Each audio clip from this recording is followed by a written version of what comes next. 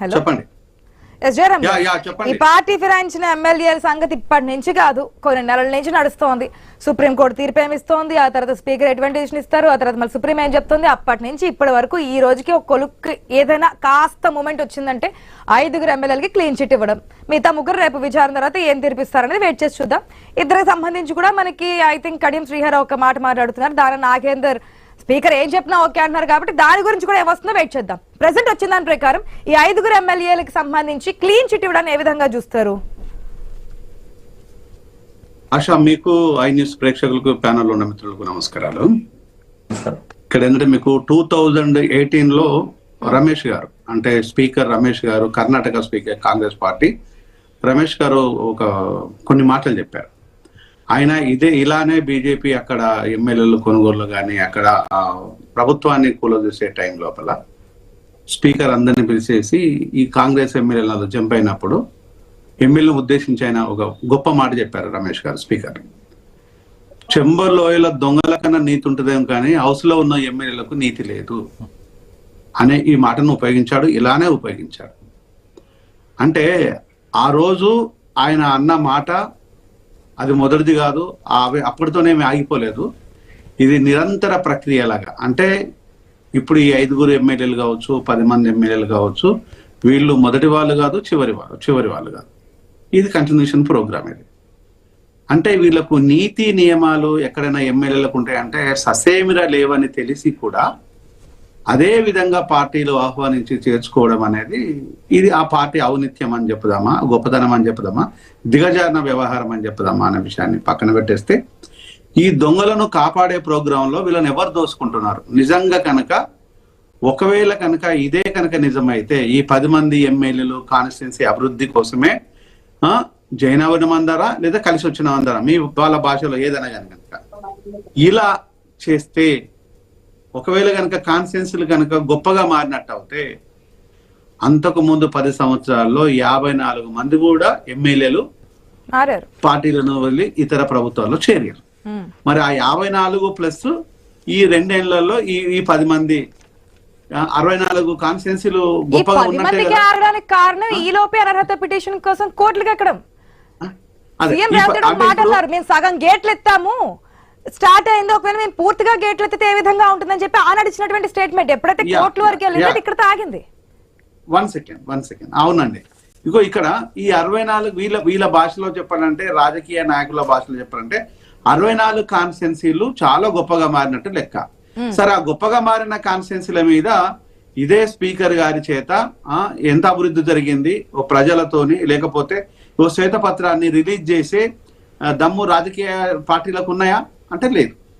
అంటే ఈ రోజు జరుగుతున్న విషయం ఏంటంటే కడియం శ్రీహరి ఇప్పుడు మిగతా వాళ్ళు తప్పించుకోవడానికి ఛాన్స్ ఉండొచ్చు. అంటే వీళ్ళు తాళి కట్టించుకోవడమేమో బీఆర్ఎస్ తోని, శోభనం మాత్రం కాంగ్రెస్ తో జరుగుతుంది. అంటే దీన్ని సంసారం అందామా, వ్యభిచారం అందామా? తాళేమో బీఆర్ఎస్ పార్టీ కట్టింది, సంసారం వచ్చేసేమో కాంగ్రెస్ తో చేస్తున్నారు. మరి సంసారం వ్యభిచారమో మరి వాళ్ళకే తెలియాలి. ఇంకొక అంశం వచ్చేసి మన కడియం శ్రీహరి గారు, ఆయన వచ్చేసి ఒక టీచర్, ఈజ్ మై టీచర్. ఒక టీచర్ వేరు, ఈజ్ మై టీచర్. ఆయన మాకు అనేక రకమైన నీతులు అనేది కొన్ని సంవత్సరాల తరబడిగా చెప్పిండు. సో ఆ నేపథ్యంలోనే మేము చదువుకున్నాము, అత్యున్నతమైన పొజిషన్ లో ఉన్నాం. కానీ ఇప్పుడు చెప్తున్న నీతి ఏంది అంటే, మోసం చేయడం లోపల దారిలెత్తుకోవడంలో తప్పు లేదు, బిడ్డల కోసము కొడుకుల కోసము దిగజారిపోవడంలో తప్పు లేదు. ఏ లెవెల్ అంటే లాస్ట్ కు బూట్లు నాకడం. ఈ మాట కడియం శ్రీ గారు చాలా సందర్భాల్లో చెప్పింది ఇదే మాటను. బూట్లు నాకేవాడిని అదే బూట్ తీసుకొని కొట్టాలి అని అంటే, మరి కడియం శ్రీ గారిని ఏ బూట్తో కొట్టాలో ఆయన చూసుకోవాలి. ఎందుకంటే ఆయన నా కాన్స్టిట్యున్సీ క్యాండిడేట్, ఆయన బూట్ తోటే కొట్టాలి. నా కాన్స్టిట్యున్సీ క్యాండిడేట్, నేను శేషన్ గణపూర్ క్యాండిడేట్ ని, ఆయన స్టూడెంట్ ని, మరి ఏ బూట్తో కొట్టాలో ఆయన చూసుకోవాలి. అంటే బిడ్డ కోసము దిగజారి ఈ రోజు నువ్వు పోతున్నంటే, ఈ రోజు మన గణపూర్ ప్రజలను నువ్వు ఏ విధంగా చెప్పాలనుకుంటున్నావు? ఆ ప్రజల్లో నేను ఒక్కనే కదా, ఆ ఒక్కరిని కాస్త నేను స్టూడెంట్ ఇంకా చెప్పాలంటే అత్యున్నతమైన చదువులు చదివిన వాడిని. అంటే ఈ రోజు ఇంత దిగజారటం. ఇక నాగేందర్ గురించి అంటావా? దోపిడీ, చీటింగ్, భూముల కబ్జా, బెదిరింపులు, వీటిని బతికించడం కోసం, తను బతకడం కోసం పార్టీ మారాడు. నాకేం భయం లేదు. ఎవరి చరిత్ర ఏందనే విషయం నాకు తెలుసు, అందరి చరిత్ర చెప్తాను. I don't care at all. So station Kanupur అభివృద్ధి కావాలంటే స్టేషన్ కనుపూర్ ప్రజలు చెప్పేవాళ్ళు కదన్నా. ఒక్క నిమిషం తమ్ముడు. సో ఇక్కడ దానం నాగేందర్ వచ్చేసి వీటి కోసం కాదా అంటే, ఈ రోజు రేవంత్ రెడ్డి వచ్చేసి నువ్వు ఏం చెప్పాలనుకుంటున్నావు? సరే బీఆర్ఎస్ నీ మీద అపవాదం అందామా, నిన్ను దొంగ అంటారా దొరంటారా నాకు సంబంధం లేదు. సో నువ్వు 50 లక్షలతో దొరికినావా 10 లక్షలు దొరికినా కూడా నాకు అవసరం లేదు. కానీ ఈ రోజు మనము యథా ప్రభు తదా ప్రజ అంటారు. అంటే నువ్వు చేసిన పనులు నిన్ను ఫాలో కావటం కోసం వీళ్ళని తీసుకొస్తున్నావా అనేది ప్రజలు ప్రశ్నిస్తే, పార్టీల విషయం పక్కన పెట్టేద్దాం, పార్టీల గురించి వీటన్ని గురించి పక్కన, ప్రజలు ప్రశ్నిస్తే ఆ ప్రజల ముందు వచ్చేసి ఇదే మాట చెప్పే దమ్ము నీకుందా రేవంత్? నీకుందా? అంటే గత ప్రభుత్వం తప్పులు చేయలేదని చెప్పడం లేదు, అది చెప్తున్నా కదా. ఆ 54 మంది ప్లస్ మరొకటి కూడా పార్టీ కండువాలు మార్చుకున్నాయి కూడా మనం క్లియర్ గా చూసాము. ఎవరెవరు ఏ విధంగా కండువాలు మార్చారు, ఎవరి చేత మార్పించుకున్నారు, ఇవన్నీ కూడా.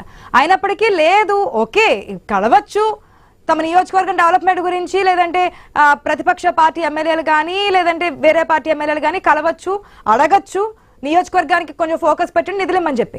కానీ కండువా వేసుకుని అడగాల అనేది ఫస్ట్ ప్రశ్న. ఒకవేళ కండువా వేసుకున్నప్పుడు కూడా మా పార్టీ కాదని చెప్పడానికి కారణం ఏంటనేది రెండో ప్రశ్న. మీకు ఒక తమ్ముడు ఒక్క నిమిషం, తమ్ముడు రాజు ఒక్క నిమిషం.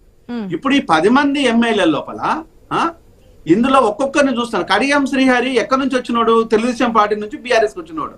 అంటే అక్కడ తెలుగుదేశం పార్టీని మోసం చేసి బీఆర్ఎస్ కి వచ్చినోడిని కాంగ్రెస్ మోసం చేసి మళ్ళీ బీఆర్ఎస్ మోసం చేసి కూడా చూస్తున్నాం ఏ విధంగా మారుస్తున్నారు. అంటే వీళ్ళకు ఒక నీతి మాలిన పని చేసుకుంటా సిగ్గెగ్గు లేకుండా ఇంకా మేము గొప్పగా అని చెప్పుకుంటాం. లోపల ఏం చెప్పుకున్నావు తెలియదు. ఇక కాంగ్రెస్ కవర్ చేసుకుంటుందా కహాని చెప్తుందా అనేది ప్రజలకు తెలుసు. ఎంత చెప్పినా కూడా అల్టిమేట్ దీనికి చూసేది గమనించేది ప్రజలు గమనిస్తున్నారనే విషయం మర్చిపోవద్దు.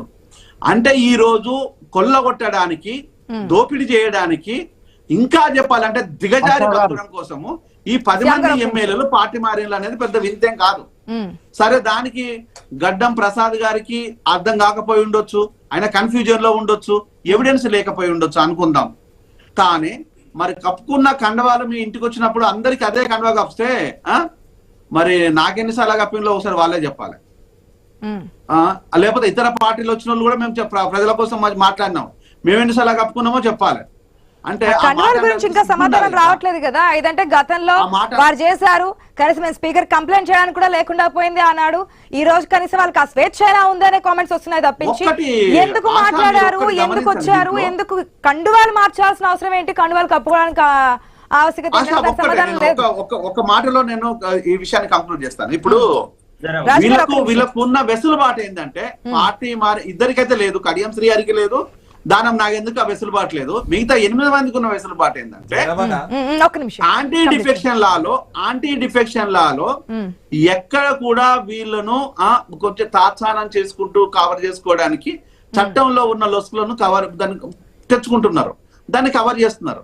కానీ వీళ్ళు మానసికంగానేమో దీంట్లో ఉన్నారు, కాంగ్రెస్ లో ఉన్నారు. శారీరకంగా ఎక్కడున్నారో ఒకసారి అర్థం చేసుకోవాలి. అంటే దీన్ని మానసిక వ్యభిచారం అందామా, శారీరక వ్యభిచారం అందామా? కానీ టెక్నికల్ గా శ్యాంప్రసాద్ రెడ్డి 1 నిమిషం తమ్ముడు ఒక్క నిమిషం.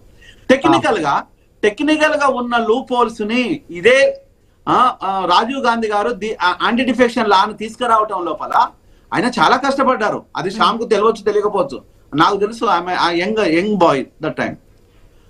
అప్పుడు రాజీవ్ గాంధీ గారు ఎంత కష్టపడ్డారు, దాన్ని తీసుకొచ్చిన ఎంత గొప్పతనం ఉంది. దాన్ని ఈ రోజు తుంగలో తొక్కి రాహుల్ గాంధీ వచ్చేసేమో కాన్స్టిట్యూషన్ పట్టుకొని తిరుగుతున్నాడు, వీళ్ళు కాన్స్టిట్యూషన్ మూసి నది వేసి తొక్కుతున్నారు. అంటే ఈ రోజు రాహుల్ అవమానించినట్ట, ప్రజలను అవమానించినట్ట. న్యాయ పోరాటం కూడా చేస్తామన్నారు కదా, కోర్టులో ఎటువంటి తీర్పు వస్తుందో చూద్దాం. ఇంతవరకు స్పీకర్ ఇచ్చిన తీర్పు చూసాం, ఆఫ్ దట్ కోర్టుల నుంచి కూడా ఎటువంటి తీర్పు వస్తుందో చూద్దాం. జయరామ్ గారు